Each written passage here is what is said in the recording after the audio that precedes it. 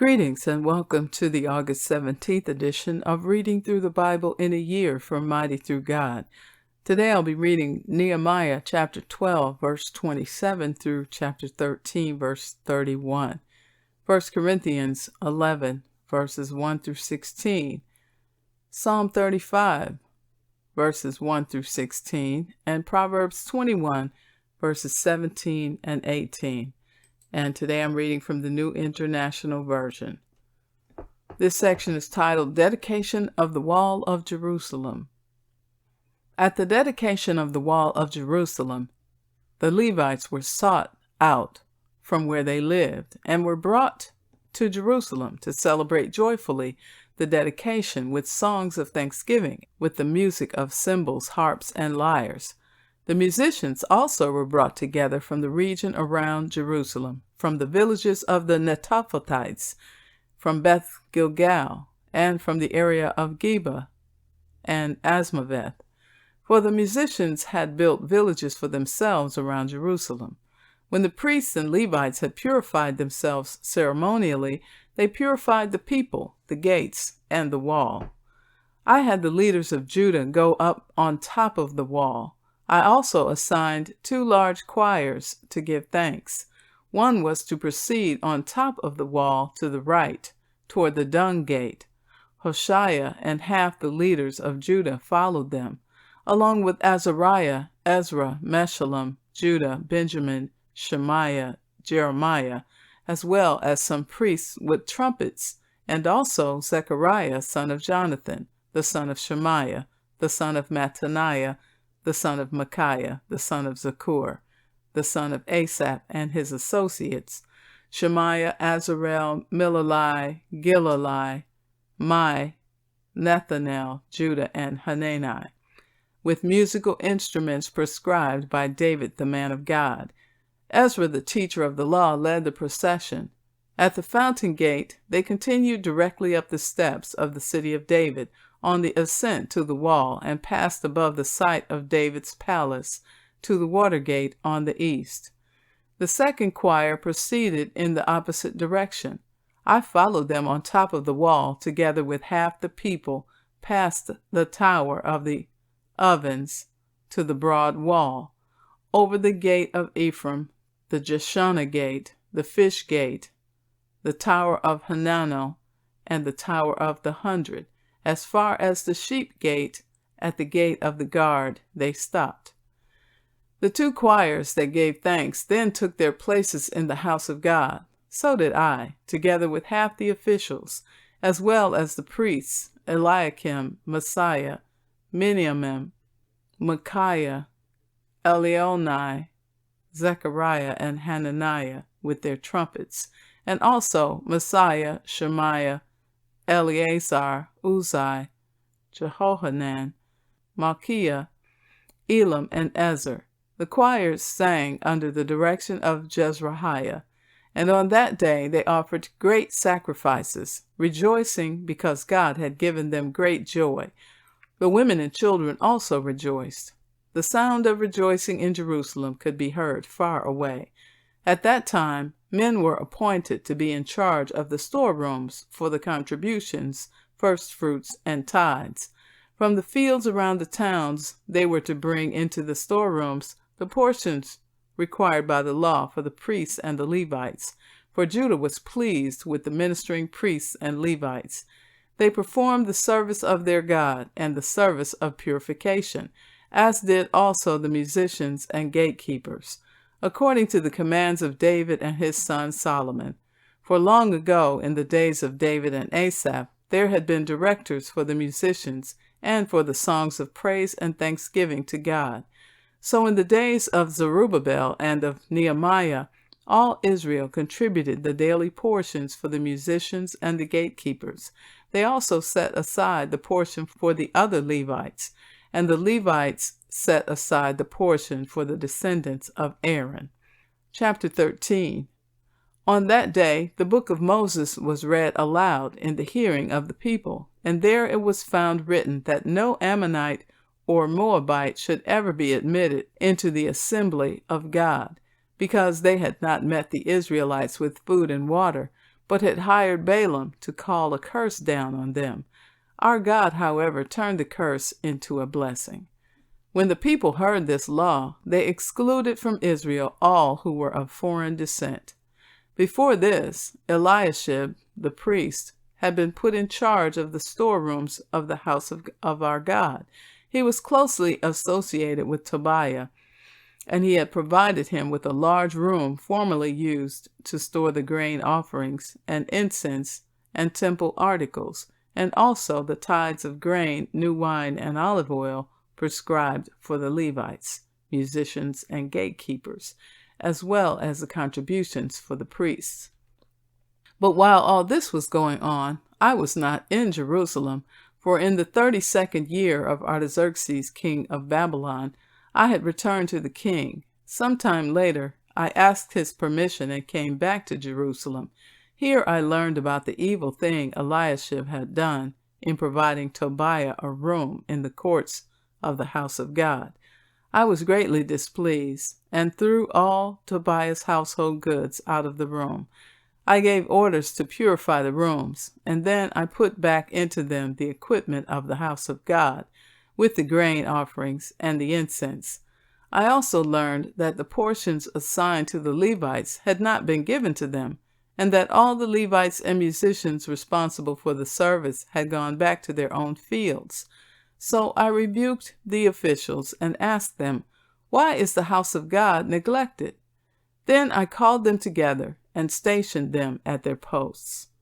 All Judah brought the tithes of grain, new wine, and olive oil into the storerooms. I put Shelemiah the priest, Zadok the scribe, and a Levite named Pedaiah in charge of the storerooms, and made Hanan, son of Zakur, the son of Mattaniah, their assistant, because they were considered trustworthy. They were made responsible for distributing the supplies to their fellow Levites. Remember me for this, my God, and do not blot out what I have so faithfully done for the house of my God and its services. In those days, I saw people in Judah treading wine presses on the Sabbath and bringing in grain and loading it on donkeys, together with wine, grapes, figs, and all other kinds of loads. And they were bringing all this into Jerusalem on the Sabbath. Therefore, I warned them against selling food on that day. People from Tyre who lived in Jerusalem were bringing in fish and all kinds of merchandise and selling them in Jerusalem on the Sabbath to the people of Judah. I rebuked the nobles of Judah and said to them, "What is this wicked thing you are doing, desecrating the Sabbath day? Didn't your ancestors do the same things, so that our God brought all this calamity on us and on this city? Now you are stirring up more wrath against Israel by desecrating the Sabbath." When evening shadows fell on the gates of Jerusalem before the Sabbath, I ordered the doors to be shut and not opened until the Sabbath was over. I stationed some of my own men at the gates, so that no load could be brought in on the Sabbath day. Once or twice the merchants and sellers of all kinds of goods spent the night outside Jerusalem, but I warned them and said, "Why do you spend the night by the wall? If you do this again, I will arrest you." From that time on, they no longer came on the Sabbath. Then I commanded the Levites to purify themselves and go and guard the gates in order to keep the Sabbath day holy. Remember me for this also, my God, and show mercy to me according to your great love. Moreover, in those days, I saw men of Judah who had married women from Ashdod, Ammon, and Moab. Half of their children spoke the language of Ashdod or the language of one of the other peoples, and did not know how to speak the language of Judah. I rebuked them and called curses down on them. I beat some of the men and pulled out their hair. I made them take an oath in God's name and said, "You are not to give your daughters in marriage to their sons, nor are you to take their daughters in marriage for your sons or for yourselves. Was it not because of marriages like these that Solomon, king of Israel, sinned?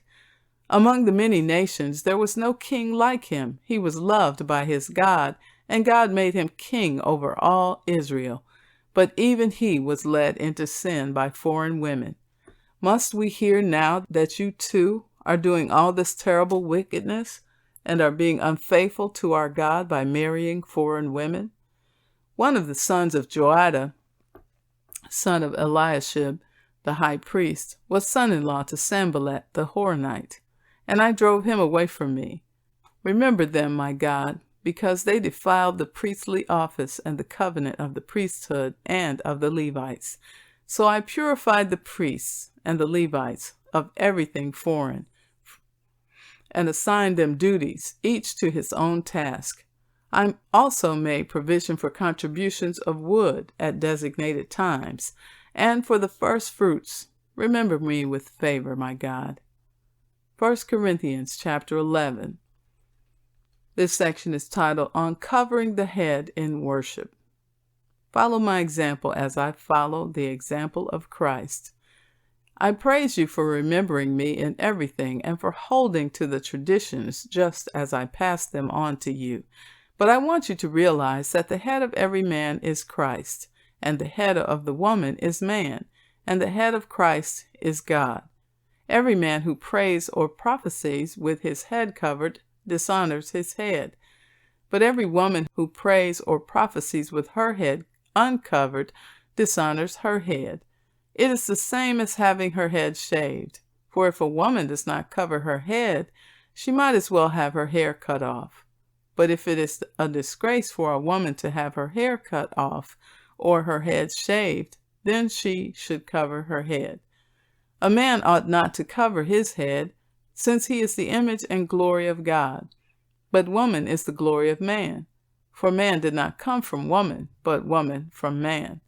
Neither was man created for woman, but woman for man. It is for this reason that a woman ought to have authority over her own head, because of the angels.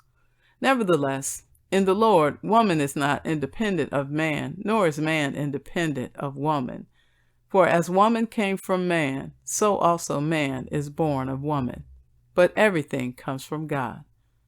Judge for yourselves. Is it proper for a woman to pray to God with her head uncovered? Does not the very nature of things teach you that if a man has long hair, it is a disgrace to him? But if a woman has long hair, it is her glory. For long hair is given to her as a covering. If anyone wants to be contentious about this, we have no other practice, nor do the churches of God. Psalm 35, from the King James Version. Plead my cause, O Lord, with them that strive with me. Fight against them that fight against me. Take hold of shield and buckler, and stand up for mine help.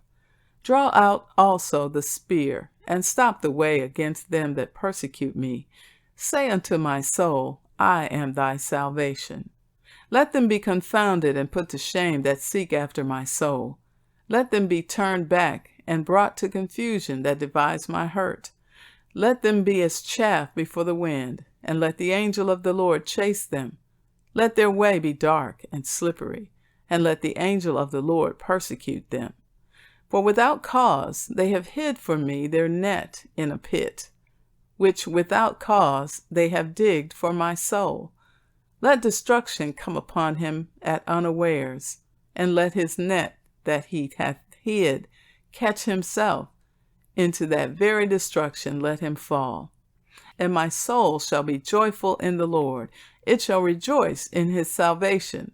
All my bones shall say, Lord, who is like unto thee, which delivereth the poor from him that is too strong for him, yea, the poor and the needy from him that spoileth him. False witnesses did rise up. They laid to my charge things that I knew not. They rewarded me evil for good, to the spoiling of my soul. But as for me, when they were sick, my clothing was sackcloth. I humbled my soul with fasting, and my prayer returned into mine own bosom. I behaved myself as though he had been my friend or brother. I bowed down heavily, as one that mourneth for his mother. But in mine adversity they rejoiced, and gathered themselves together. Yea, the abjects gathered themselves together against me, and I knew it not. They did tear me and ceased not. With hypocritical mockers in feasts, they gnashed upon me with their teeth. Proverbs 21, verses 17 and 18. Whoever loves pleasure will become poor. Whoever loves wine and olive oil will never be rich. The wicked become a ransom for the righteous, and the unfaithful for the upright. And so concludes the reading for August 17th. May the Lord bless you indeed. And tune in again tomorrow for another episode of Reading Through the Bible in a Year.